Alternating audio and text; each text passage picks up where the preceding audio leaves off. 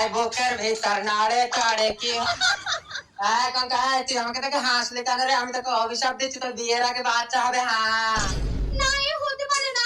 কদিন পর উল্কার সাথে আমার বিয়ে, তুমি অভিশাপ তুলে নাও।